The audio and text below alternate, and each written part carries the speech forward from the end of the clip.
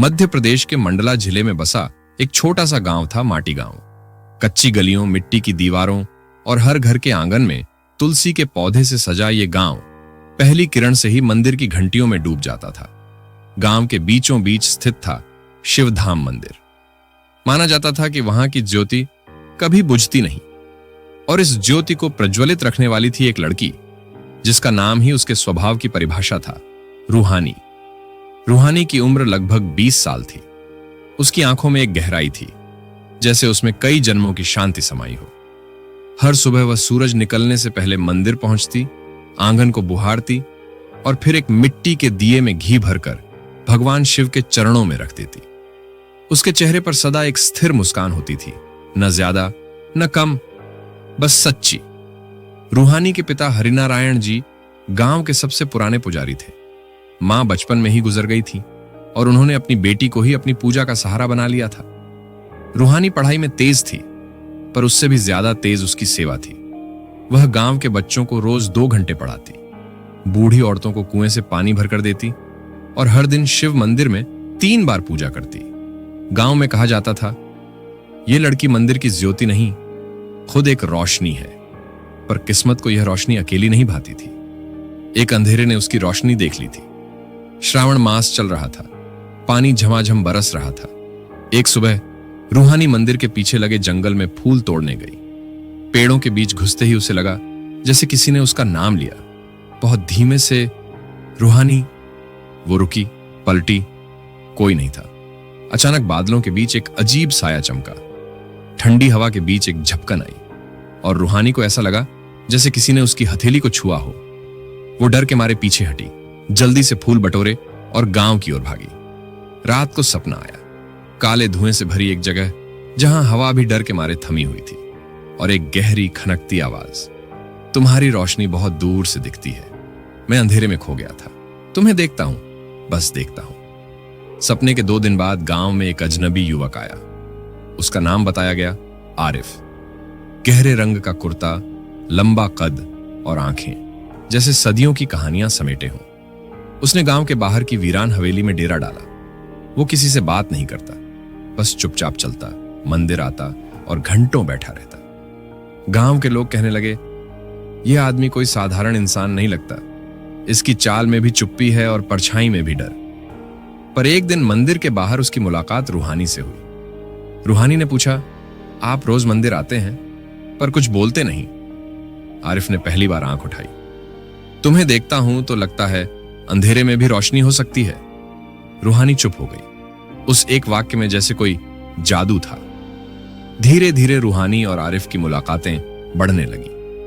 आरिफ उसे पुरानी कविताएं सुनाता, रहस्यमयी किताबें देता और कभी कभी हवेली में आमंत्रित करता। वहां किताबों से भरा एक कमरा था, जहां हर चीज धूल से ढकी थी, लेकिन हवा में कुछ कहानियां तैरती थीं। एक दिन रूहानी ने पूछा, आपको यह सब क्यों पसंद है? आत्माओं की कहानियां, दूसरी दुनिया के किस्से? आरिफ मुस्कुराया, क्योंकि मैं खुद एक अधूरी कहानी हूं। कुछ हफ्तों के अंदर गांव में अजीब घटनाएं शुरू हो गईं। मंदिर की घंटियां रात को खुद बजती, पशु गायब हो जाते, लोगों के घरों में परछाइयां घुसने लगती। सबसे डरावना था, हर अमावस को बरगद के पेड़ से आती स्त्री की चीखें। पंडित हरिनारायण ने घोषणा की, गांव पर कोई शक्तिशाली आत्मा का साया है। रूहानी को यह सब जानकर झटका लगा, पर दिल के किसी कोने में उसे एक शक था, क्या यह सब आरिफ से जुड़ा है? एक रात रूहानी हवेली गई। आरिफ आईने के सामने बैठा था, लेकिन आईने में उसका कोई प्रतिबिंब नहीं था। तुम कौन हो? आरिफ ने आंखें मूंदी और कहा, मैं जिन्न हूं। कभी इंसान था, पर धोखे, नफरत और बद्दुआओं ने मुझे आग बना दिया। मैं सदियों से जल रहा हूं, पर तुम्हें देखकर पहली बार ठंडक महसूस होती है। रूहानी की आंखें भर आईं। फिर क्यों मेरे पास आ रहे हो? क्योंकि तुमसे मोहब्बत हो गई है। मोहब्बत ने मेरे भीतर के राक्षस को झंझोड़ दिया है। आरिफ का असली नाम था आरिफ अजान। वो 400 साल पहले के एक नवाब के महल में रहने वाला एक संतुलित, नेक दिल आदमी था, लेकिन उसे सच्चे प्यार में धोखा मिला। उसके प्रेम ने उसे मौत दी और बद्दुआ ने उसकी आत्मा को भटकती ज्वाला बना दिया। वो तब से हर 100 साल में एक बार इंसानी दुनिया में आता, लेकिन कोई उसकी आग को छू नहीं पाता था। तुम पहली हो रूहानी जो बिना जले मुझे देख रही हो। रूहानी ने कहा, अगर ये मोहब्बत सच्ची है तो इसे इंसानियत के साथ खत्म करना होगा, न कि डर के साथ। गांव के पंडित और बुजुर्गों के सामने सच्चाई लाई गई। हवन की प्रक्रिया शुरू हुई। 7 दिन का यज्ञ जिसमें 7 मंत्रों के साथ आत्मा को मुक्त किया जाना था। आरिफ हर रात हवन में आता, कभी चुपचाप बैठा, कभी रूहानी को देखता, कभी रोता।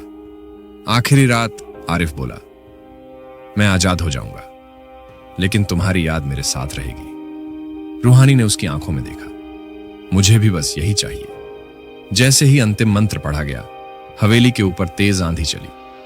आकाश में बिजली गिरी और आरिफ की परछाई आग में समा गई, पर उसकी आंखें मुस्कुरा रही थीं। रूहानी, तुमने मेरी आत्मा को इंसान बना दिया।